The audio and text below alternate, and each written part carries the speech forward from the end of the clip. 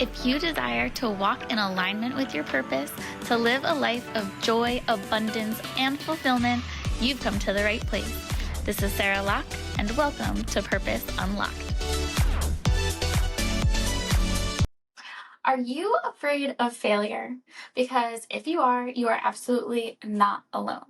And what a lot of us fear even more than failure is all of the judgment that we perceive is going to be associated with that. Now, this is completely normal and natural because as humans, we're designed to survive. So if we were in a situation that we failed at something and we were rejected by our group or our tribe and there was that judgment upon us and we were for some reason excommunicated, that would have meant not surviving and not passing down our genes. So that's why you have that innate fear. However, that fear does not serve you anymore.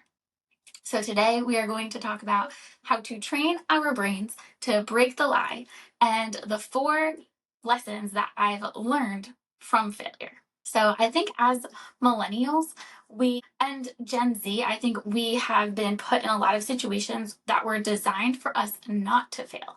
And those were meant with the best of intentions, right? Our parents and our teachers and those people that were responsible for raising us didn't want us to fail. And because of that, I feel like we've created a lot of adults that now have this crippling fear of failure. And then what that allows us or prevents us from doing is from trying new things. And that can be really devastating, especially because you have to try new things to figure out what you love and to figure out what your purpose is. So if you've been a little too afraid to jump into your purpose, try new things and figure out what they are, you are not alone. But today we're going to talk about the 4 lessons I've learned. And I want to start with number 1 is try because you won't die. I didn't mean for it to rhyme, it just happened that way. But for this example, I'm actually going to use someone that I don't know personally, but I'm guessing many of you may have heard of. Her name is Sarah Blakely. If you haven't heard of her, you may better know her as the creator of Spanx, the infamous women's shapewear that was making Snatch happen before Snatch was even a thing. Now, the reason I bring her up is because I've heard her in a number of interviews talk about how her parents actually celebrated failure and how if she went out for an audition or a tryout of some sort and she blew it and she didn't make it, her dad would still give her a high five and say, you know what, good job, at least you tried. The failure in one season could be preparing you with the skills that you need in your next season of life. Now, just because you've failed at something doesn't mean that what you've learned from that you can't carry with you. So all of those learnings you are going to accumulate and you're going to be able to use later. My personal favorite example of this is something that happened to me when I graduated college. And I graduated with a degree in mathematics education. So my goal was to be a teacher. I taught for a few months and I absolutely hated it. I even hated the job interviews that I was going on after that to get another teaching job. I just felt like the administration wasn't very kind. They weren't supportive. I was being talked down to. And it was just a really miserable time in my life. And I felt like such a failure because now I have this degree that I had worked really hard to earn. I spent all this time and money and effort into something that now is what a fancy picture that I can hang on my wall. So what is this certificate really going to do for me now? And I was really, really upset. It's good to fail things. And I think that's such a valuable lesson to teach at a young age, especially young women. I think that it gave her the empowerment that she needed to be so wildly successful. In 2012, she was actually the youngest self-made woman to make it onto the Forbes billionaire list. So obviously she is someone that is very noteworthy and very impressive, and she continues to empower women. So I think she's awesome. So we're going to be like Sarah Blakely. We're going to celebrate our failures, and that's going to allow us the freedom to continue to try new things.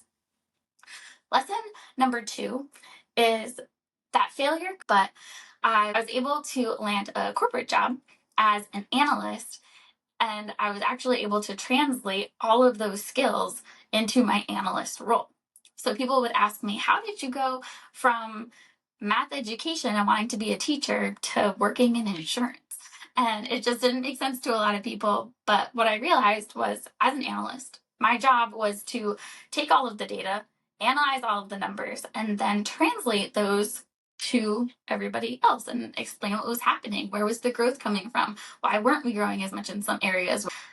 Where were we seeing profitability and other things that could be indicators of issues? So, anyway, I used all of my skills and I coined my own little slogan, which was, well, now I teach math to grown-ups.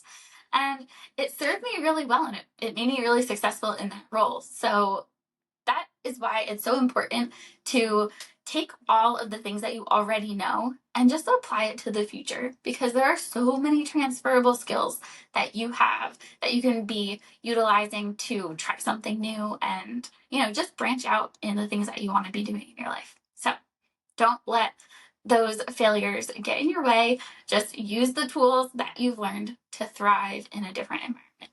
So, lesson number 3 is that a lot of the times, the things that people point out as your flaws or things that you consider your own shortcomings are actually your greatest asset. And I have 2 big ones. So, growing up, I was told that I'm a little bit bossy and I talk way too much. Actually, one of the phrases in Spanish class that will forever be seared in my brain is my Spanish teacher telling me, Sarita, cierra la boca. And that means, Sarah, shut your mouth. And I loved the Spanish teacher. We had a great relationship. But I will also admit that I did talk way too much in his class.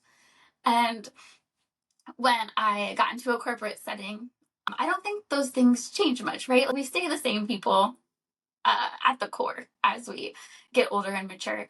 So as an adult, I'm still someone who is a tad bossy and I probably talk too much. And what I found myself, what was a situation where as an analyst, right? I'm in this role, I'm doing pretty well, and then they put me as a project manager on one of these big projects that we were working on.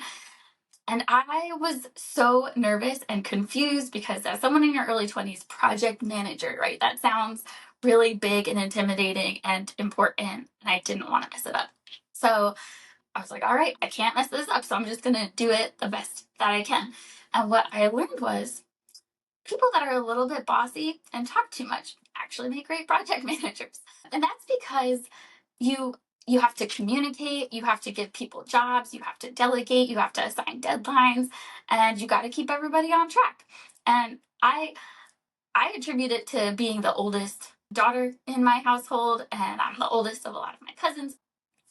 So maybe that's where that came from. But I was always a little bit of a bossy chatty. So that actually served me very well later in life, believe it or not.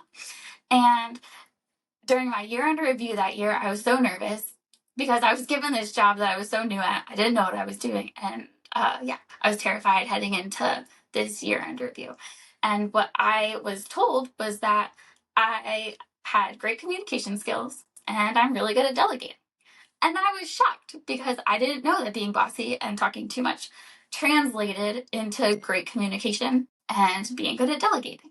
So it was a lot of fun to realize that the things that I thought could hold me back were actually things that made me really good in that role. I actually even had my VP at the time who said to me, "You're bossy with a smile and people just listen to you." I was like, yeah. And I don't think he meant that as a compliment necessarily, but it was true. And to be honest, on the inside, I was thinking, look, I'm just as shocked as you are. So sometimes these gifts, we don't realize are going to be gifts, but the good Lord uses them the way he wants to use them. And for me, that was project management. And I had a lot of fun doing it. And then the last lesson I want to preface with the fact that up until now, we've talked a lot about small failures or things that are not catastrophic, not necessarily life-changing, but things that are failures in our lives. And number 4 really is more applicable to the failures that are big catastrophic life changes, because we know that those unfortunately happen a lot of the time too. And if it hasn't happened to you yet, I'm so grateful and I hope it never does. But the chances are something will happen, right? We all have hard things and hard struggles that at one point in life we're going to have to overcome. So, lesson number 4 is that sometimes these big catastrophic failures are things that are really meant to completely redirect us and redirect our path in life. So, for me, my big catastrophic failure was when I had a failed marriage. And for me, what that looked like was I had to pick up all of the pieces of my life. This was the person that I was planning on spending the rest of my life with. And I I didn't even want to wake up every day, let alone figure out what my life and future looked like now. So what I had to do was my life became completely redirected. I During that time I was trying to figure out dating as an adult, and I was not great at that, but that's another story. And I was having to figure a lot of things out. I was also throwing myself into work because I felt like, well, I can get value there. I was throwing myself into furthering my education. And I was just trying to make as many positive changes as I could. I was applying to new jobs internal to the company that I was at. And even that failed and fell through. And it was just this eye opening moment where I was like, I have to make big, big changes in my life or I'm going to get stuck and not be happy.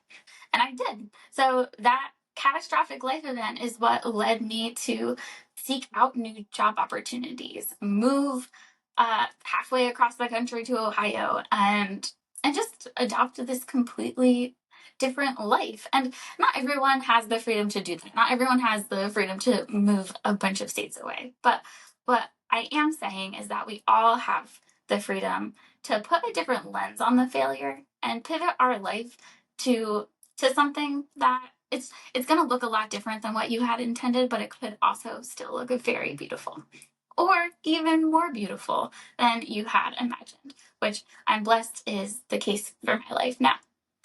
And then I'm moving into the season that I'm in right now. I've had another fairly catastrophic life event that feels like failure. I was let go from my job. There were massive layoffs happening because of what's happening in the economy and in the insurance world, and just with weather patterns. Even those things can impact insurance. So there were a lot of layoffs, and I wound up being one of the people impacted. And I looked at the opportunity to say, hey, this feels really yucky right now. This feels like a big failure, but I'm going to use this time to step into my purpose, to learn all the things that I need to know to step into this next season of my life, and to hopefully help people heal from what they're going through hearing my own stories of healing. So I hope that this encourages you to not treat your failure like it's the end of the world, not feel like you're stuck, and certainly not be so afraid of failing and afraid of judgment that you're not willing to try.